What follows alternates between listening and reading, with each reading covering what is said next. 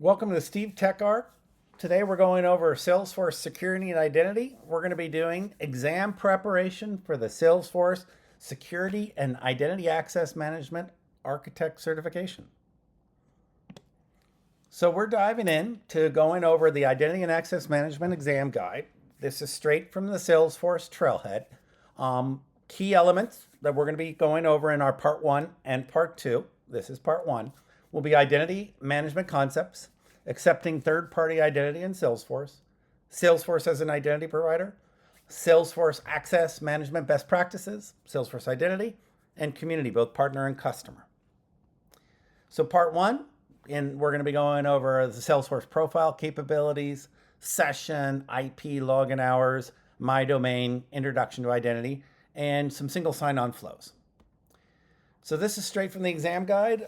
Describe the authentication patterns, understand the differences, describe the building blocks of an identity solution, how trust is enabled, recommend the appropriate user provisioning, and troubleshoot points of failure in a single sign-on SAML OAuth solution. So Salesforce, authentication is verifying the identity of a person, and authorization is identifying what access they will have once they get in. So I liken that to potentially what keys does a person get. In authentication, there are credentials like username and password. You have MFA, single sign-on. OAuth is when you're dealing with a client, not a human, connecting to a server. API authentication is coming in with the API. And a typical way of granting security is going to be a token, a session or security tokens. And then the profiles have the settings what the user has. I'll be going through quickly, but just to give you the information at a high level. You've seen this in other SteveTechArc videos, showing you the access from a browser coming from the right-hand side and the access from the client application on the left. Both share the authentication server. In authorization, it's driven by the profiles. User gets one and one only profile. The license types, they only have a single license type. What permission steps? They could have 0 or many permission sets, and permission set groups with the grouping of permission sets. This is from other videos coming in. Profile levels, authentication and authorization is like coming in with a browser, hitting the authentication server, instance, web servers, and then the client applications through OAuth come into the APIs, hit the platform event bus. They're both sharing the same auth server, the same profile settings, and the settings on your right are going to be like app manager, connected app, auth profiles, login flows, sites, digital experiences, profiles, permission sets, and potentially the event relay for platform events. So coming in, here are the settings for app settings. Here are the settings for finding in for external access, like sites, and then overall user settings. So we're going to be talking about controlling access. At the top level, you can do single sign-on, SSL, which is the secure socket layer, and TLS, transport level security. First, it's going to authenticate. Then you're going to get a session. Then you're going to get your pages. Here are the typical elements in Salesforce from expiration history, password length and complexity, IP ranges, login hours, session duration, and even requiring client-side certificates. We'll be talking about that a little later in the review. Let's talk about security and encryption. This is a crazy little example I put together where you have a village and they're trying to encrypt a message going, across to the town, and the bad guys can, you're encrypting your message with what's called a cipher wheel, and the bad guys can see all of your messages. So you encrypt with the cipher wheel. The weakness of this is that if the cipher wheel gets cracked, they can read all your past messages. So this is, very basic level encryption using a cipher wheel. Instead, we've moved to an encryption algorithm like AES or DES with a key. You want your keys to be very long. You can take your clear text and encrypt it, and now you've got encrypted text. The challenge is this is symmetrical encryption. The same key is used for encryption and decryption. Not as helpful when you got to distribute the key to both sides. So there are some things you can do is you can do what's called a hash, where you can run it through the same encryption with a key, and you can get a signature, which represents it's like the fingerprint of either the clear text, the book, or the video. So you can look at the same sized hash, whether it's a little text, a book, or a video, and know, and this is especially powerful to know if the message has been altered. We're going to move on to public key encryption, public private key, where you encrypt with the public key. It can only be decrypted with the private. You encrypt with the private. It can only be decrypted by the public. This is called asymmetrical encryption.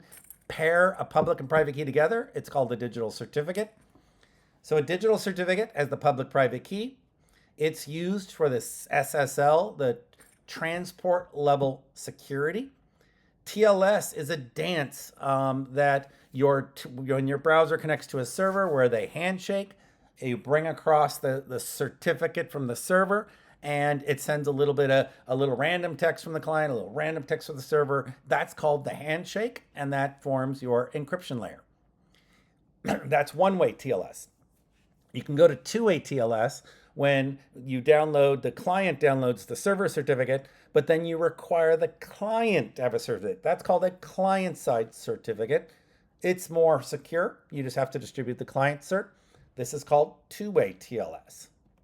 All right, so now we have a digital certificate, one-way TLS. Two-way TLS is the ultimate security. We're going to talk about some single sign-on flows. So single sign-on, I have a browser hidden an auth server, and then it'll take me to a Salesforce instance. You get the session. So this is typical auth server access. Now what we're going to do is we're going to pause for a second, take a little detour. You don't need to memorize these for the tests. These are the REST response codes. Main thing to know, 200 is success. Anything 200 is good. 300 is a redirect. That's where like you're delivering your mail and you've moved. 400 is a client error, and 500 is a server error. For single sign-on, we're going to be talking about the 300s. The 300s are where your browser can ask for something and be redirected to a second location. So that is how single sign-on works. Your browser could first request some data. That's step one. It could be redirected with a 300 to the auth server, where you'll then authenticate, and then you're redirected back to Salesforce with a authentication token, a session token. This is standard Salesforce auth server level flow. No single sign-on yet.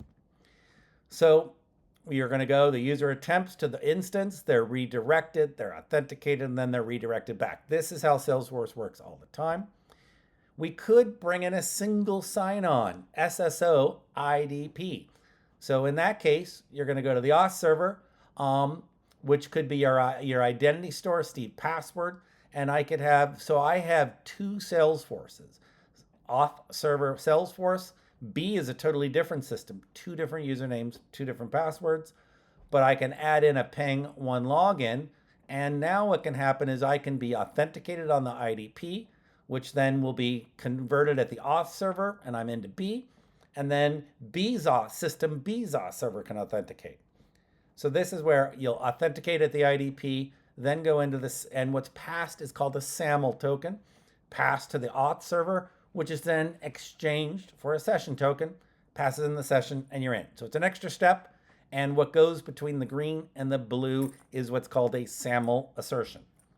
And this is the single sign-on flow. You attempt, you're redirected, you're passed back with the SAML assertion, and then that is validated, exchanged for a session token, and you're in.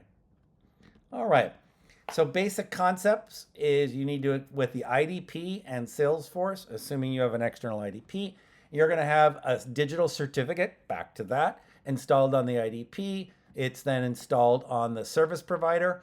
And when you go from the IDP with a redirect, it's going to carry the SAML assertion, which is an XML file. We'll take a look at it in a moment.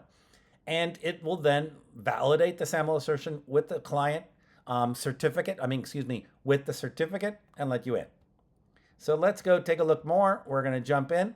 And so what we have here is we're picking up where we left off, where we had that single sign-on, and we have that exchange. You configure the connected app, use the digital certificate, configure your redirects, and on the Salesforce side, you enable my domain, enable the SAML and configure, upload the IDP, configure the redirects. It's a few settings, upload a file, check it, doesn't take you too long, and now you've got single sign-on with Salesforce and an IDP. And here is that flow again. which walks you through the SAML flow. This one is SP initiated, so you first go to the service provider and then go to redirected to the auth server and then brought into the Salesforce authentication and then brought in. Now, Salesforce to Salesforce, you could do the same thing where one Salesforce org is actually controlled by another Salesforce org. And these are the settings: connected app, digital certificate, redirects. And then you choose what's called the federated ID, which is the ID that they both share and used as a login. So Salesforce to Salesforce, these are your steps. And this is in one of my videos: enable the IDP, set up the service provider, come back to the identity provider, and now you've got single sign-on. These are some details: user access, redirection, assertions. These are the key terms in dealing with this. And if we look at a SAML request, this is what's passed back and forth. You'll see that it's going to be who is requesting it: SteveTechArc SP1. Where is it going to? SteveTechArc IDP. You'll see when it was issued. The timestamp's really important to prevent what are called replay attacks, which is somebody playing it back. And the digital signature is used to make sure with that hash that this hasn't been altered. And then if they are logged in, then it's going to tell us what the user ID is that we're going to come in. So here it's a big old file. There's the timestamps in bold, the not before, not after, and they're hidden inside of it. It's telling it to log in as Steve at SteveTechArc. So just know that it's a crazy file. Just know it has a signature. Know that it has timestamps. It has an origin, a destination, and who the user is that it should allow in. Just in time is where when you can pass from the IDP and the user doesn't already exist in Salesforce, it can automatically create it just in time. And you can actually stick in extra attributes like phone number inside of it. So a great little attribute. Now you can start with a service provider. Here is that flow: authentication, SAML assertions. I think we've seen this flow multiple times. Just in time is it will create the user on the service provider as it's needed. Great way for creating users. You can even use it for updating users at login. So there's the updating of the users and the flows. One last element is delegated authentication. This is if you have a really old server, you can actually delegate the authentication to a web service. It's old tech. It could be like a SOAP web service and allows you to configure. So maybe a point or two on the test, not really used much. I've used it about 4 or 5 times in my career. All right, so delegated authentication, the Salesforce login screen. Salesforce made an auth request to a SOAP endpoint, and it's sent. You can validate the incoming IP address. This makes a call to credentials, and it returns a true or false. Salesforce does not store or persist the login. But just know that if this SOAP web service goes down, you can't log into Salesforce. All right, so that is some of the details, and it's profile based. Social sign-on is when you can have your community. You could do it in the Salesforce core. Uses an external social sign-on IDP like LinkedIn, and so there are some steps. And this is a slightly different flow. You log into Salesforce, and then they go to a page, and there's a button which says log in with LinkedIn. You press it, it redirects you to the social sign-on. This has a couple more steps. We'll be seeing these steps similarly in OAuth flows in part 2, but in part 1, you'll see we're redirected. We log in, we're then presented with an auth code, we get the user, and then we're redirected back with an access token. So it has this: go to social sign-on, log in there, and then send an auth code back. What this auth code is doing is, so the authentication happens between 2A and 2B. The auth code is then used so Salesforce can make an API call and get you extra information about the user.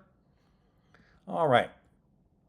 So we were here, social sign-on. There's a nice trail. When you do have social sign-on, this may be on the test. You have to override an Apex class, create your own class, subclass from registration handler. You have to create a method called create user, and a method called update user. This is what will happen when the user is first logged in. It'll know whether to find an existing user, create a new user. So this is required for social sign-on. Override the registration handler. So it has the creation and update logic. It has some extra update logic, handles exceptions. security and compliance. So what we have right here is, hope this is helpful for part 1 of the identity and access management. Hope you crush it with confidence. Join me again, same bad time, same bad channel, SteveTechArc, and we'll be doing part 2 in the next video.